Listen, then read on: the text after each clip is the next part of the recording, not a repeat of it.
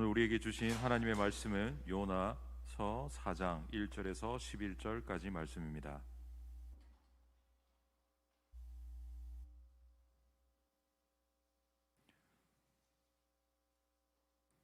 저와 여러분들이 한 절씩 교독하며 나아가도록 하겠습니다. 이는 하나님의 말씀입니다. 요나가 매우 싫어하고 성내며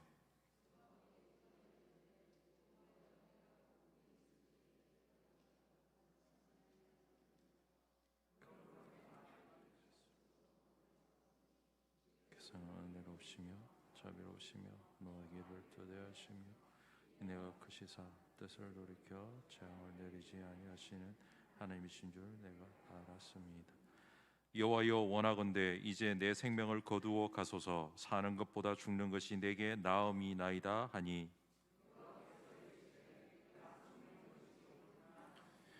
요나가 성읍에서 나와서 그 성읍 동쪽에 앉아 거기서 자기를 위하여 초막을 짓고 그 성읍에 무슨 일이 일어나는가를 보려고 그 그늘 아래서 앉았더라.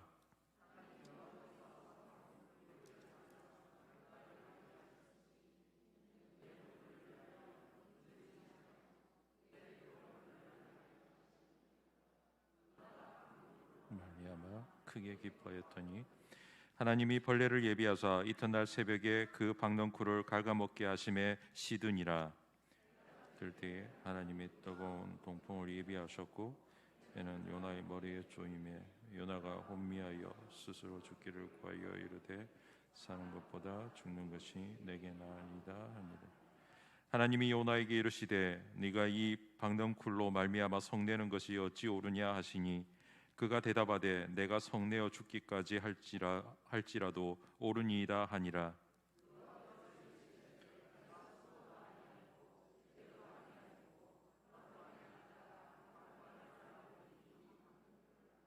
함께 봉독하겠습니다. 하물며 이 큰 성읍 니느웨에는 좌우를 분별하지 못하는 자가 12만여 명이요 가축도 많이 있나니 내가 어찌 아끼지 아니하겠느냐 하시니라.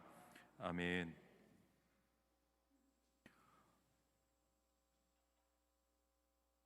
네, 오늘 여러분들과 함께 나눌 말씀은 제목은 동상이몽으로 말씀을 나눕니다만, 그러나 오늘 말씀에 조금 제목이 긴 부제 제목이 있습니다. 동상이몽이라는 뜻이 있습니다. 이 말씀을 전하기 전에 우리 옆에 있는 성도님들의 얼굴을 한번 보실까요? 그리고 이렇게 고백합시다. 성도님의 모습을 보니, 저 따라해 볼까요? 성도님의 모습을 보니 하나님의 은혜가 넘칩니다. 믿음의 분량대로 하십니까? 별로 안 넘치는 것 같아서 억지로 하는 것 같은 그런 거 아니시죠? 한 번 더 고백하겠습니다. 이번에는 좀 더 진지하게 웃으시면서, 지금은 눈밖에 웃는 모습이 안 보이거든요. 그래서 눈웃음을 지시면서 옆에 있는 성도님들과 한 번 더 고백하겠습니다.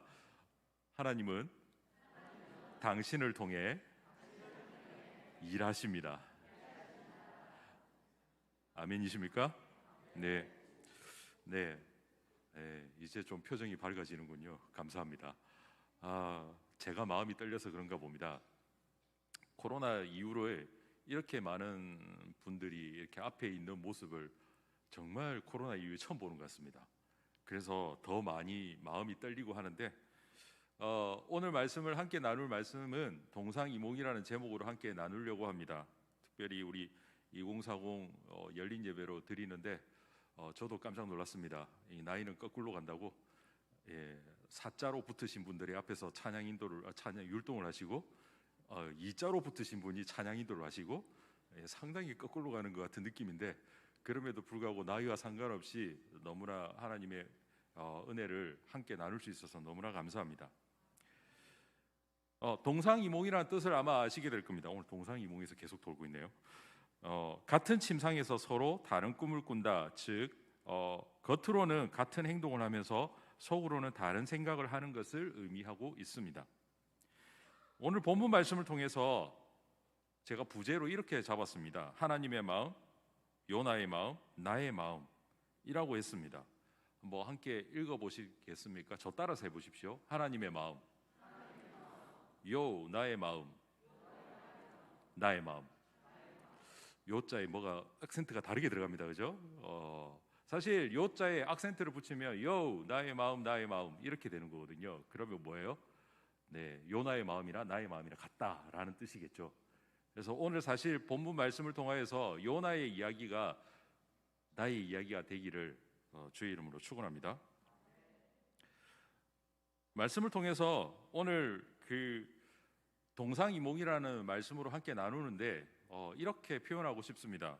여러분들의 삶 속에서도 혹시나 하나님과 여러분들의 사이에서 내가 하나님의 뜻을 순종한다고 하면서 우리는 동상이몽을 꿈꾸고 있지 않나라는 우리들의 모습을 돌아볼 수도 있기를 바라고요. 또한 요나의 이야기가 나의 이야기가 되는지를 여러분 스스로가 한번 판단해 보시면서 오늘 말씀에 조금 귀를 기울였으면 좋겠습니다. 첫 번째는 이 니느웨를 향한 동상이몽입니다. 오늘 본문은 먼저 요나가 하나님을 향해 화를 내고 있는 장면부터 시작을 하고 있습니다. 이유는 니느웨를 멸망시키겠다고 요나에게 말씀하셨고, 그런데 그 하나님의 계획을 통하여서 오히려 니느웨가 멸망은커녕 구원으로, 그리고 그 구원의 계획을 하고 계신다는 하나님의 뜻을 발견하는 순간 요나는 그 반대의 분냄을 오늘 1절에서 시작하고 있습니다.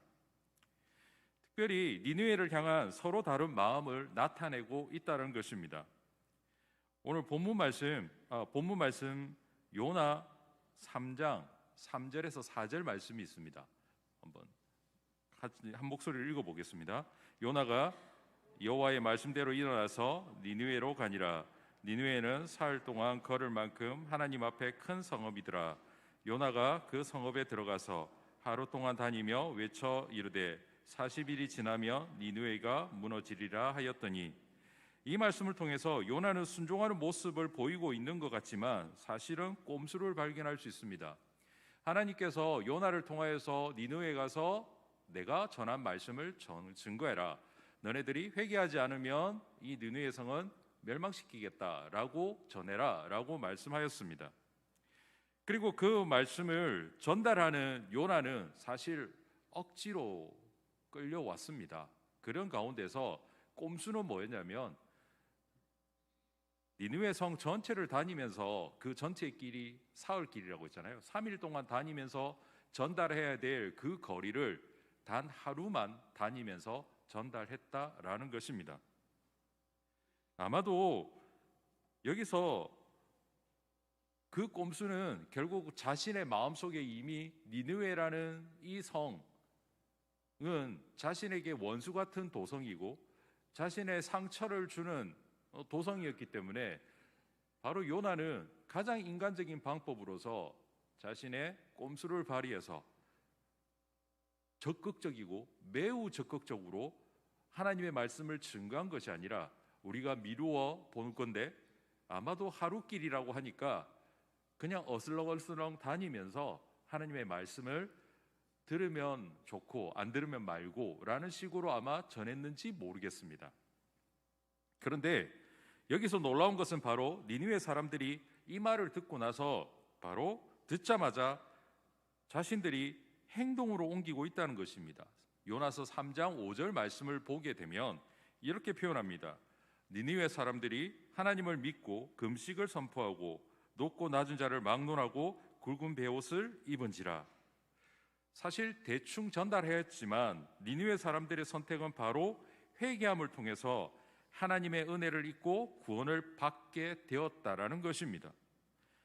오늘 본문은 바로 이 사건 이후부터 시작이 됩니다. 사실 하나님의 마음이라고 이야기했을 때 하나님의 마음은 바로 우리가 생각하는 것처럼 하나님은 이 성을 향하여서 바로 구원의 계획을 가지고 계셨다라는 것입니다. 그러나 요나의 마음속에서는 반대로 40일 만에 이 니느웨가 멸망할 것이라는 생각을 가지고 있었다라는 것이죠. 하나님의 마음은 한 영혼을 향한 구원에 관심을 두고 있지만 동시에 공동체를 향한 구원에도 관심을 가지고 있는 하나님의 모습을 우리는 발견할 수 있습니다. 요나를 이해하시는 하나님의 모습 또한 오늘 본문 말씀 속에서 나타나고 있지만, 하나님의 구원의 사역은 요나를 통해서 요나가 도구로서 쓰임을 받고, 그러나 그 니느웨라는 성읍의 공동체를 향한 하나님의 관심이 더 있다는 사실을 오늘 본문을 통해서 알게 된다는 것입니다. 이러한 하나님의 마음을 이해하지 못하는 요나의 마음을 통해 사실 나의 마음도 좀 돌아봤으면 좋겠습니다. 그러면 요나의 마음은 도대체 어떤 마음이었을까? 그 첫 번째는 자기중심적이고 이기적인 신앙이었다는 것입니다. 앞서 이야기했지만 1절 말씀에서 이렇게 표현을 합니다. 요나가 매우 싫어하고 성을 내며. 근데 이걸 원어상에 있는 말 그대로를 해석을 해보면 그것은 요나에게 아주 크게 잘못된 것이 되었다.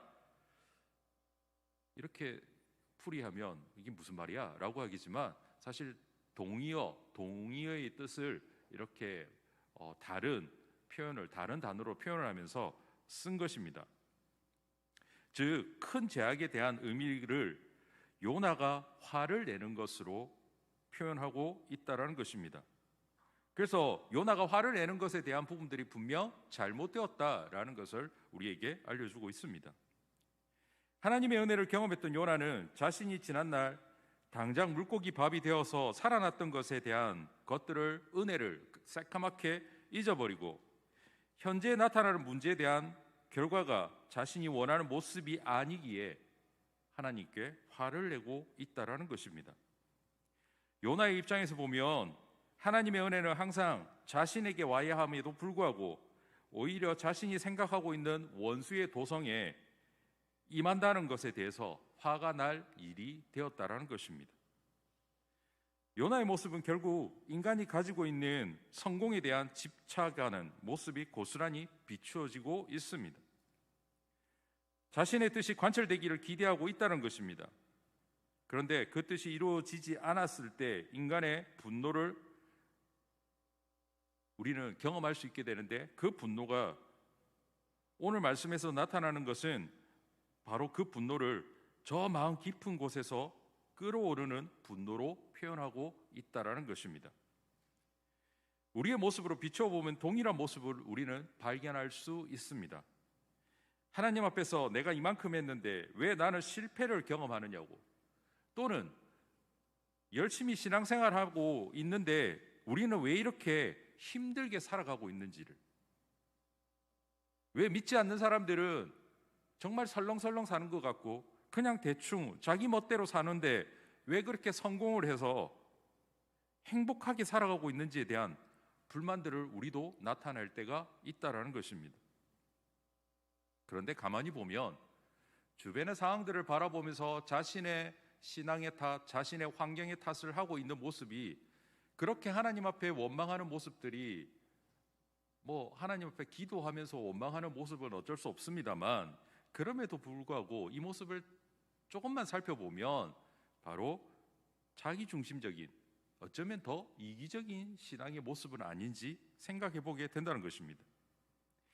내가 잘 되어야 하는 것에 집중해서 나만 구원을 받아야 하고, 나만 은혜를 받아야 하고, 나만 축복을 받아야 한다는 생각이 이 말씀 속에서 우리 말씀 속에서 만나고 있는 이 요나의 모습이라는 것입니다.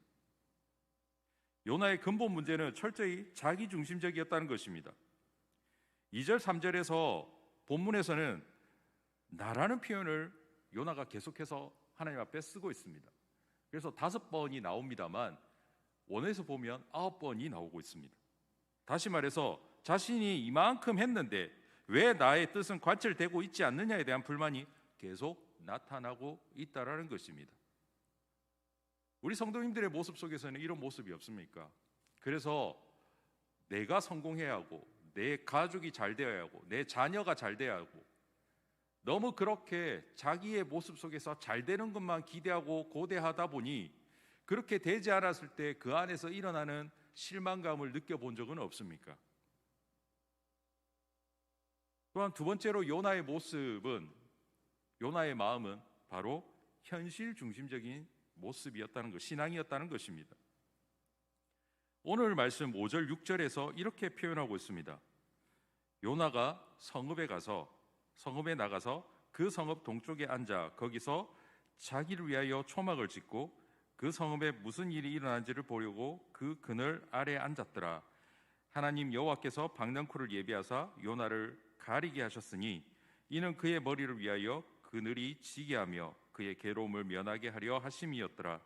요나가 박넝쿨로 말미암아 크게 기뻐하였더니. 현실의 영역에서 요나는 하나님의 자신의 편에 들고 니느웨가 멸망하기를 기대하며 자리를 잡고 앉았다는 것입니다.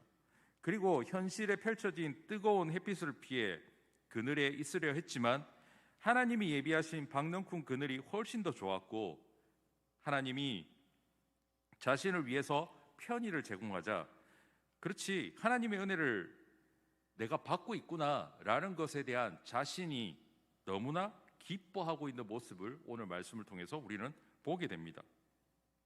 물론 은혜를 받았는데 슬퍼한다라면 좀 이상합니다만 자신을 향한 그리고 주변의 상황과 전혀 상관없이 지금 현실에 필요한 것을 채워주신다고 해서 그것에만 집중한다면 우리의 신앙을 좀 더 점검해 볼 필요가 있다는 것입니다. 요나가 경험하고 있는 자기 자신의 만족을 채워주는 박넝쿨의 7절을 통해서 시들게 되었을 때 8절을 통해 그 만족이 사라지니 그냥 죽겠다고 아우성치는 모습을 보게 된다는 것입니다. 현실의 문제 속에서 내가 원하는 것으로 이루어지지 않으니 하나님의 은혜는 순간에 사라지고 나와 상관없는 모습으로 이해하며 은혜가 없으면 죽는 게 낫다고 화를 내고 있다는 것입니다. 사실 우리가 신앙생활 한다고 하면서 너무나 어렵고 힘든 상황 속에서 바라보면 이 요나의 모습이 우리의 모습이 아닐까요? 우리도 뭔가 잘못되면 왜 하나님 하필 내가 이런 모습을, 이런 고난을, 내가 이런 고통을 당해야 하냐고 우리는 그렇게 원망 섞인 기도를 하는 우리들의 모습을 발견하게 된다는 것입니다. 사실 우리가 살아가면서 내 앞에 펼쳐진 고난의 현장 속에서 우리는 요나같이 하나님 앞에서 원망하고 화를 내는 모습들이 있다는 것입니다. 현실적으로 바라보면 분명 문제가 발생되었고 고난이라고 말할 수 있는데, 그런데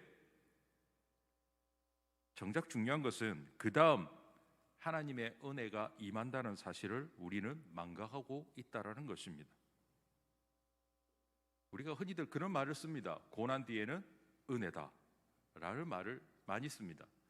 마치 파도와 같아서 파도의 높은 정점에 고난을 맞이할지라도 그 파도가 지나고 나면 다시 우리에게는 평안의 모습들로 다가올 수 있다라는 것이죠.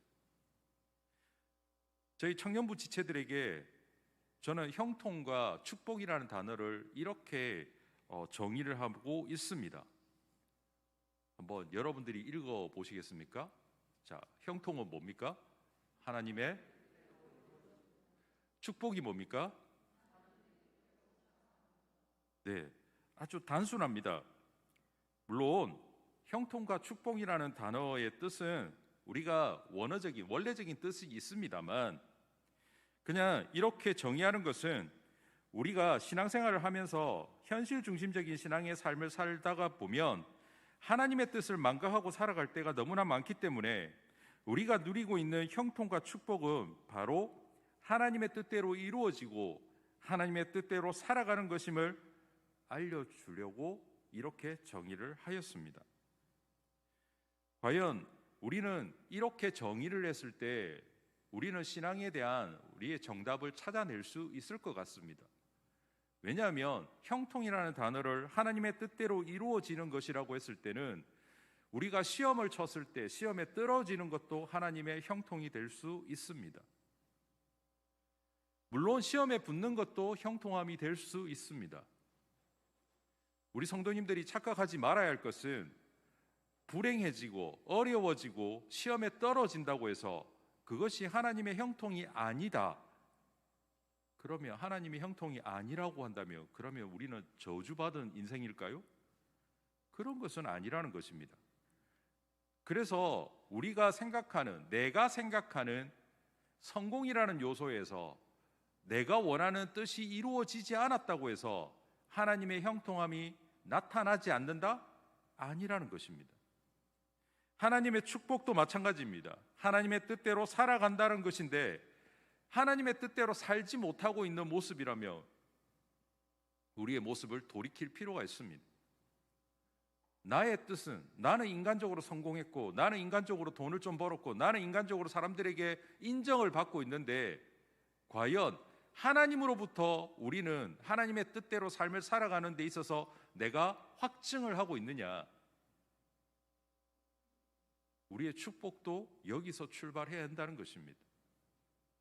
어떻게 보면 우리 인생을 살아가는데 우리의 삶의 우선이 내가 아니라 하나님이 되었을 때 이 단어들은 해석하는데 아무런 어려움이 없다라는 것입니다.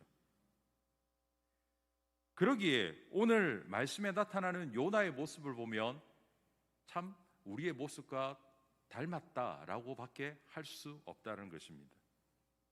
그래서 이러한 자기중심적인 신앙태도와 현실 중심적인 신앙태도를 살아가고 있다는 것에 우리는 부인할 수 없다는 것입니다.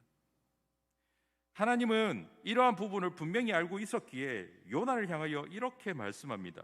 본문 9절에서 이런 말씀을 하고 있습니다.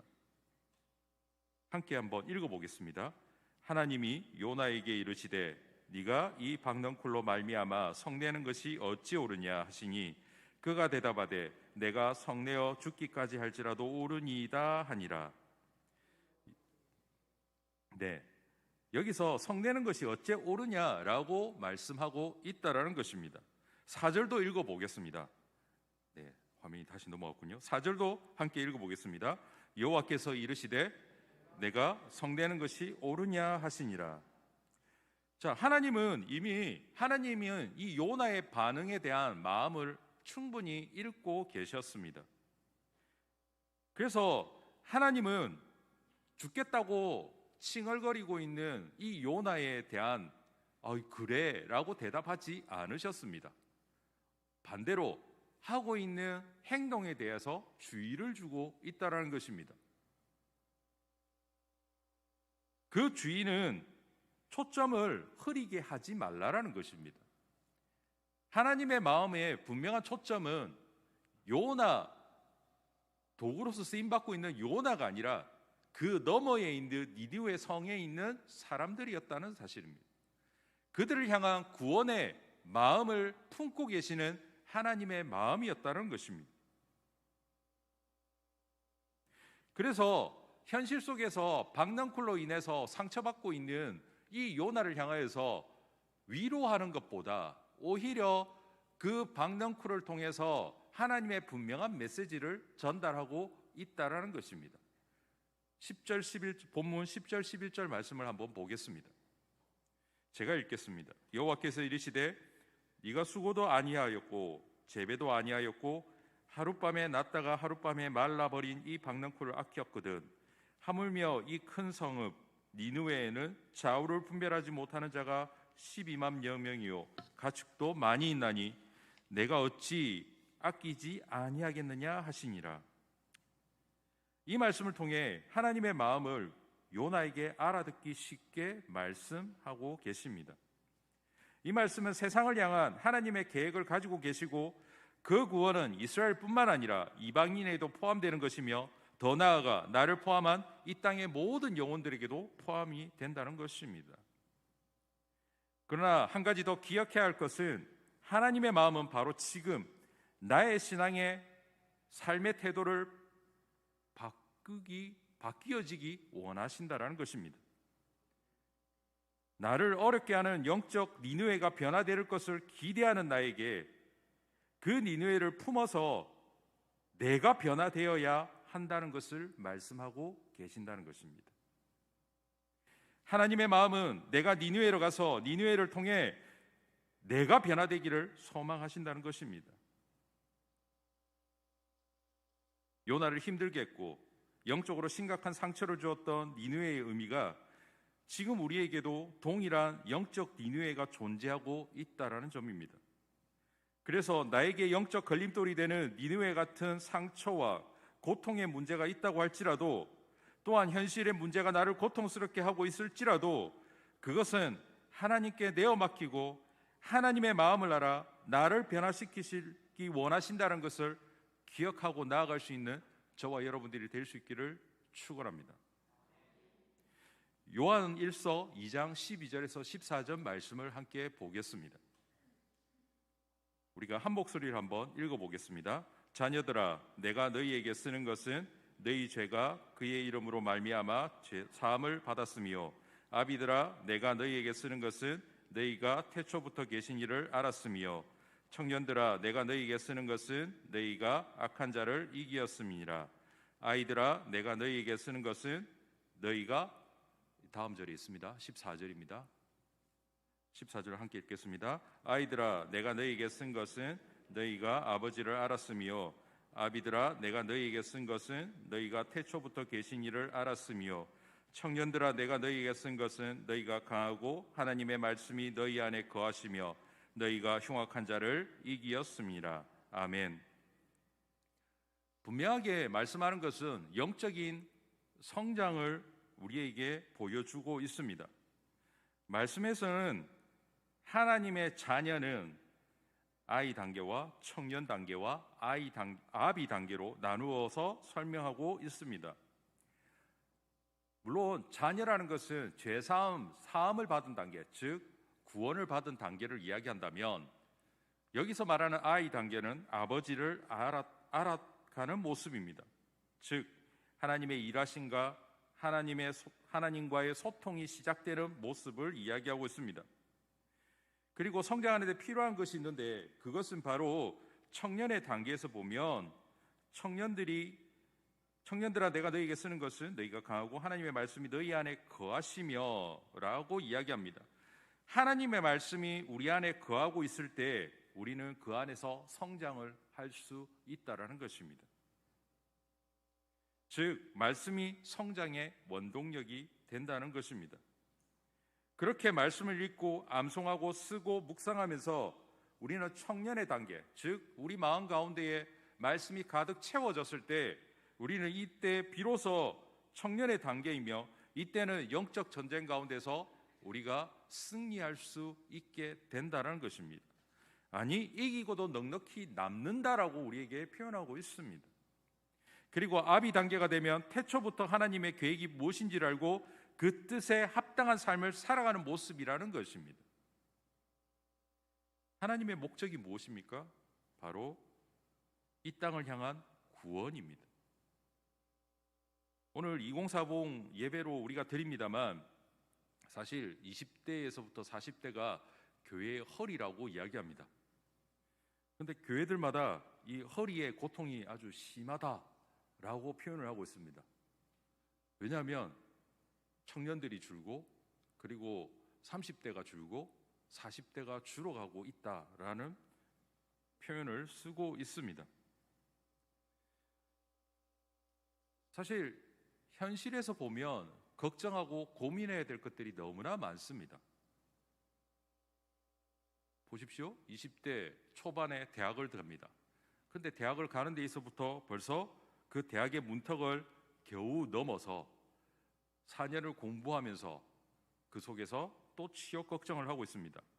그 현실의 취업 걱정을 하고 취업이 되고 나면 또 현실에 결혼 문제가 있고 주거 문제가 있고 살아가는 앞으로의 삶에 있어서 막연한 미래에 대한 문제들을 고민을 가지고 그렇게 살아갑니다.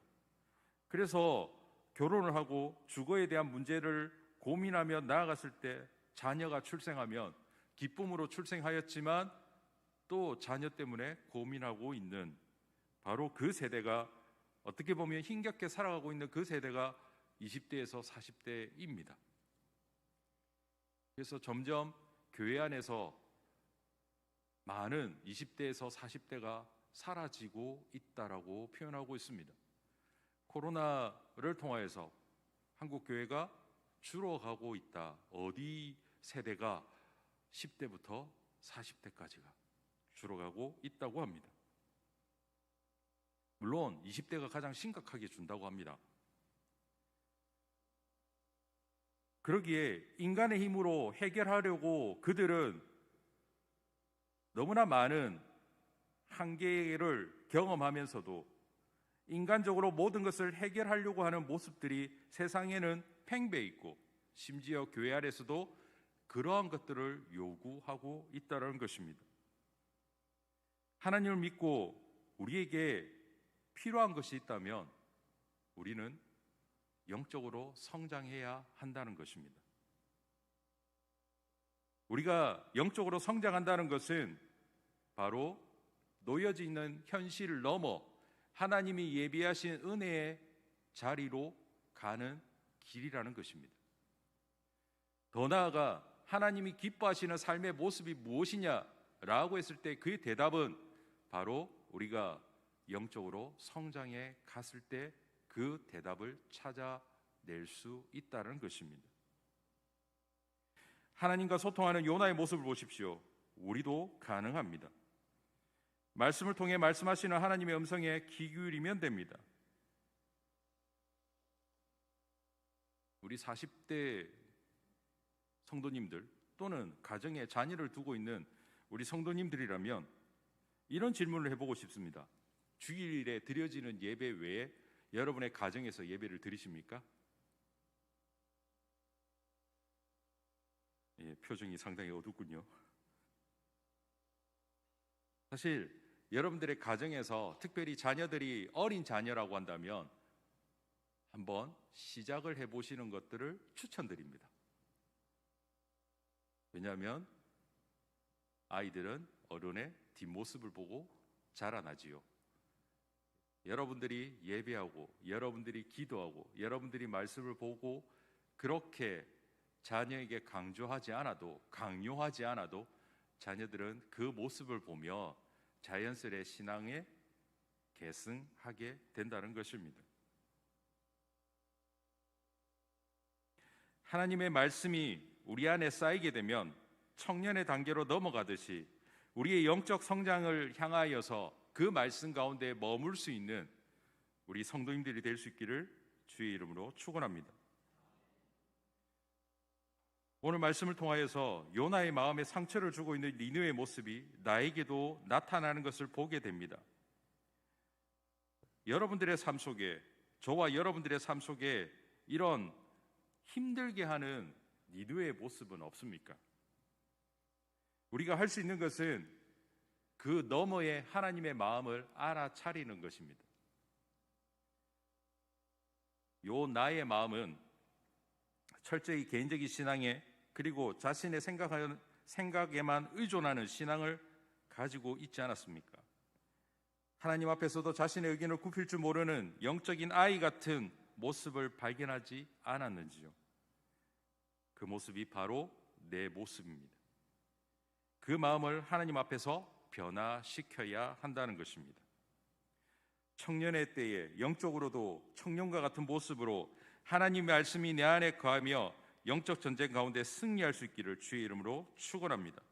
그래서 하나님이 정말 원하시는 것은 바로 나를 변화시켜서 나로 인하여 이 땅의 니느웨를 변화시키기를 원하신다는 사실을 명심하시고 오늘 하루도 또한 이 한 주간도 그러한 하나님의 목적을 깨닫고 나아갈 수 있는 저와 여러분들이 될 수 있기를 축원합니다.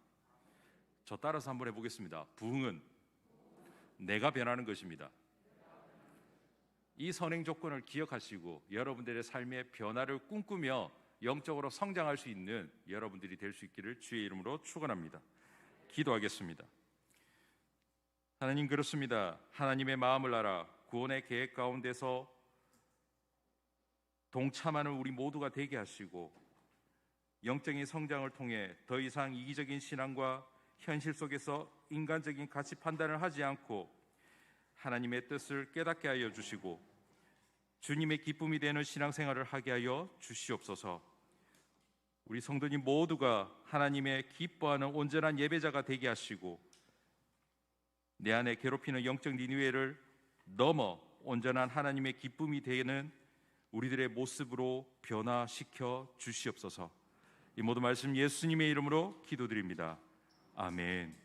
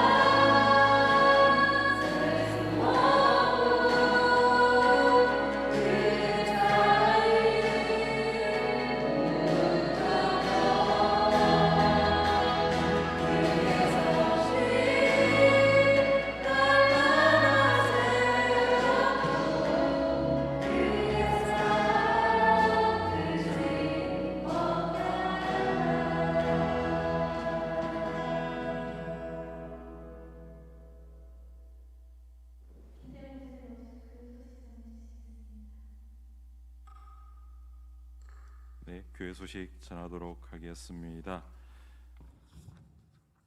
네,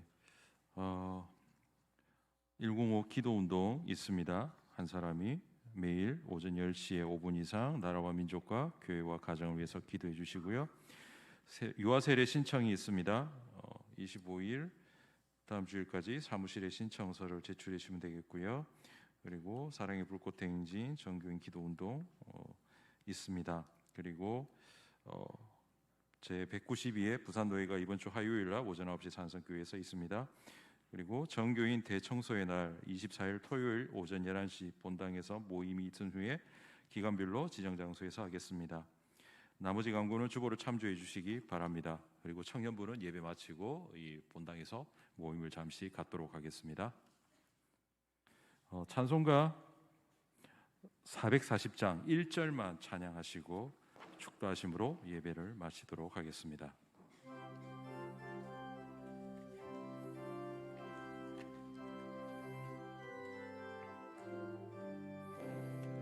어디든지 예수 나를 이끌면 어디든지 예수 함께 가려네. 예수 함께 아니 가며 나걷고 예수님과 동행하면 겁없네. 어디를 가든지 겁낼 것 없네. 어디든지 예수 함께 가려네. 이제는 예수 그리스도의 은혜와 하나님 아버지의 크신 사랑과 성령님의 감화감동 보호하심이 영적 성장을 기대하며 하나님의 은혜로 사모하며 모든 성도님들의 사모하는 그 모든 머리 위에 이제로부터 영원히 함께 하시기를 간절히 축원하옵나이다. 아멘.